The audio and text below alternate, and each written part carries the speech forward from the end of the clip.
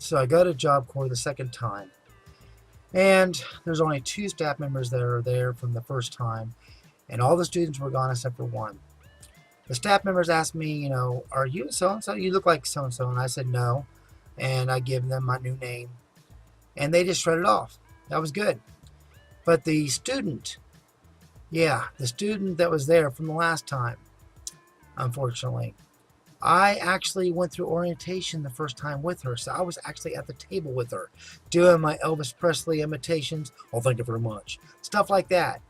So I stuck in her mind. And so when she came up to me, she goes, you look like so. She goes, what's your name? And I said, what my name is. And she goes, you look like so-and-so. And I go, no, that's not me. And she goes, you look like the same person. You talk the same. And you have the same first name. Yeah, you are him. And she said, this is so-and-so in front of everybody. In front of everybody in orientation. This got attention of the staff members. So they then took me to a room, which is one of them actually, and she said, okay, what is your name? And so I showed her all my ID, my birth certificate, my social security card, my military number, and my ID card, all that. I put it on the table. And she looked at it and she goes, well, either you were lying about who you were before or you're lying about who you are now. And I said, no, I am so-and-so. In my mind, I actually had got myself into the character of being this new person. Do you understand? The old person was gone. I was that person. So to me, I wasn't lying. Although, really, I was. It was really the only two major lies I've actually told in my life. But anyway, I knew that I was going to have to call my grandma and stop them from finding out who I really was. So I got on the phone after the meeting was done, and I talked to my grandma. Well, I tried to call my grandma, and it was busy. The phone was busy. And that's because Job Corps was talking to her. And when I finally got through, I said, did Job Corps call? She said, yes. I said, you didn't tell him who I was, right? And she said, yes, I did. I said, why? She goes, because I was telling the truth. So, great. So I go back. They call me in there again, and they go, we know who you are now. We know what you did. And you got a medical discharge. You're not supposed to be able to come back ever. So they said that I had to go see the shrink that actually kicked me out, gave me the medical discharge the first time. So I went and seen him. We had a meeting for an hour, and he was really nice. But anyway, I explained him the whole situation, how I was threatened the first time, how I faked that in order to get home. Anyway, at the end of the hour of the meeting, he stood up and said, welcome back to Job Corps. I was the only person that ever came back from a medical discharge. Okay, so that was good.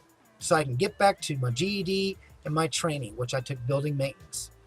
Anyway, at that time, I had a friend who was working close by, and she actually drove me back to this town on the weekends. So that was great. I got to come back to this town and see my cousin and everything, and visit with that woman who taught me how to drive. We call her R, but you know what? She's dead. So let's just call her what her name is, Rita. Okay? So that was her name, Rita.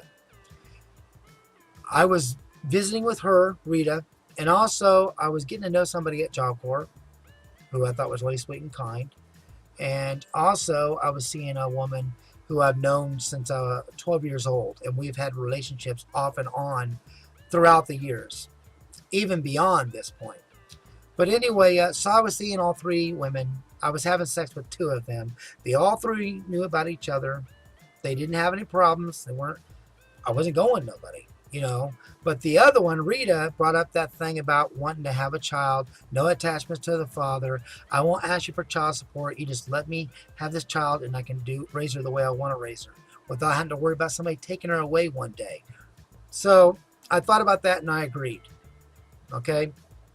So it took 3 times. That's it, because we were never going together. I had no feelings for this woman. Okay, so we had sex 3 times. She got pregnant on the 3rd time. But unfortunately, all 3 of them got pregnant. Not at the exact same time, but we're talking about, let's just say all 3 kids are the same age. You know what I mean? Okay, so I'll tell you what happened next in this mess that I got myself into. Because trust me, years later, I regretted that decision with Rita. Alright, thanks for watching. You guys have a good one. And it's just me keeping it real.